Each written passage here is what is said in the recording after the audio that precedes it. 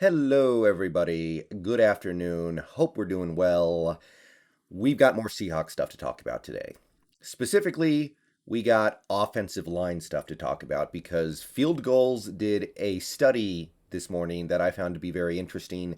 So I want to make a video going over what they discovered when digging into the moves the Seahawks made on the offensive line this offseason. So the Seahawks obviously changed offensive coordinators this offseason, and with that change in offensive coordinator, I heavily suspected a change in offensive line philosophy was coming along with him. So I have said many times this offseason that based on what we know about Shane Waldron compared to Brian Schottenheimer, he would probably be looking for offensive linemen who were more agile, more mobile, a little quicker, and just all around more able to play in space.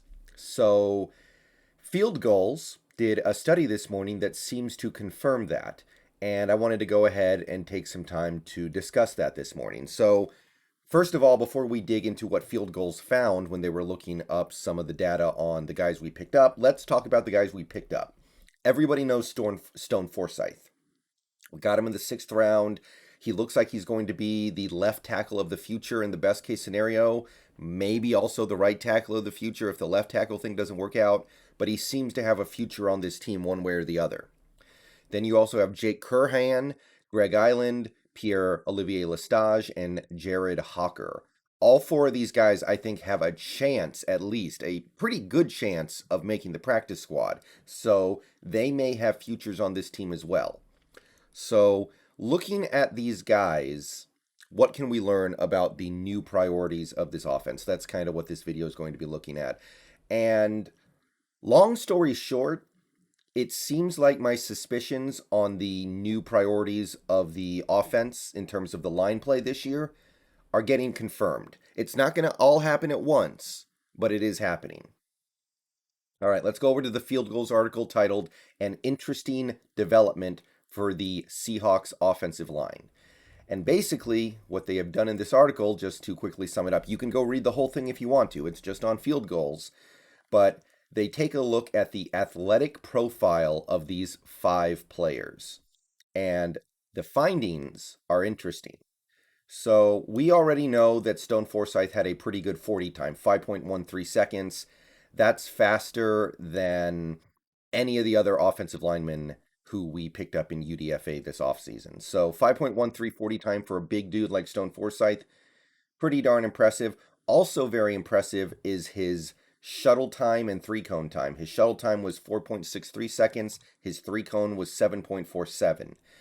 So also impressive in this regard, relatively speaking anyway, would be Jared Hocker. And you guys might remember, this guy was the offensive lineman we liked more than anyone else. We got him almost immediately.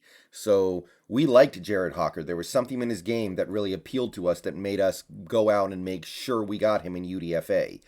I think we signed him an hour after the draft ended. He had a good shuttle time too for a guard, 4.76 seconds, and he had a good 3-cone time, 7.58 seconds. And there's also some notable stuff going on with the arm length of some of these players that's worth looking at. But the main thing I want to look at is the agility stuff. So if you go down further in the article, you can see that if you compare some of the guys that we just picked up to the guys that we have picked up in the past, there's a notable difference in terms of athleticism. So let's start with Stone Forsythe because he's the guy who clearly has a future on this team. Okay, his 40 time is anywhere from 0.3 to 0.4 seconds faster than the other tackles that this team has picked up in the pre Shane Waldron era. And in some cases, I think some of these guys were picked up in the pre Mike Solari era. 5.13 seconds. Jamarco Jones ran a 5.5 flat. Justin Sr. ran a 5.55 flat, and Chad Wheeler ran a 5.42. So a lot faster. So that's definitely one thing that has to be noticed when it comes to how this team is evaluating their offensive line talent. They seem to prioritize that speed. You can also see that his 20-yard dash time was a good deal better than anyone else's on this list. And his 10-yard dash time was also noticeably quicker than any of the previous tackles this team has taken in the late rounds or in UDFA.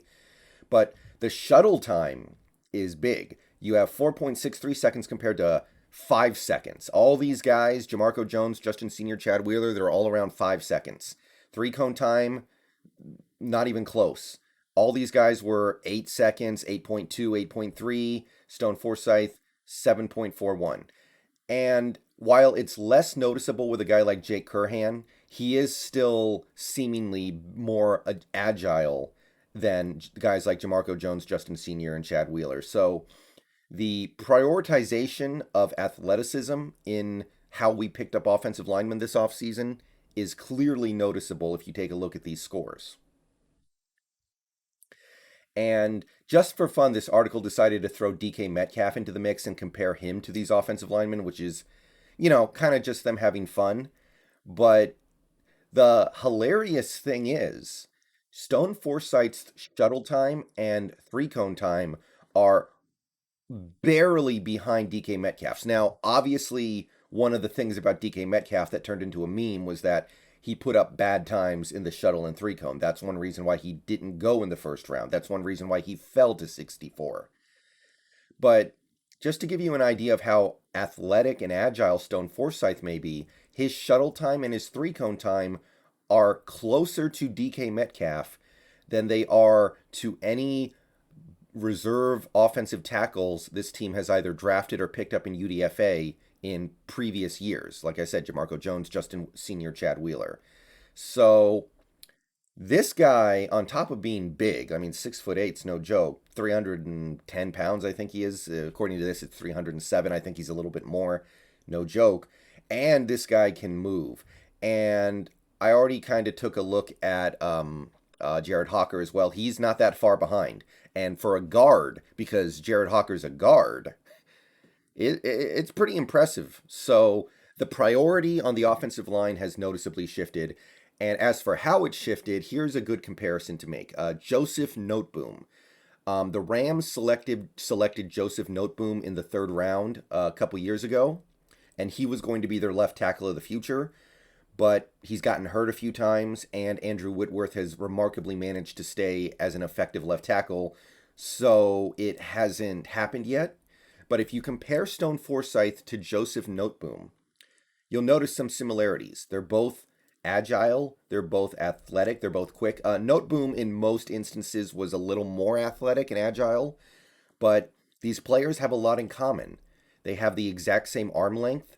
Noteboom had a slightly better 40 time. He had a slightly better shuttle time, and Forsythe had a slightly better three cone time. But a lot of similarities. And Noteboom was a player who was selected under Sean McVay with Waldron on the staff.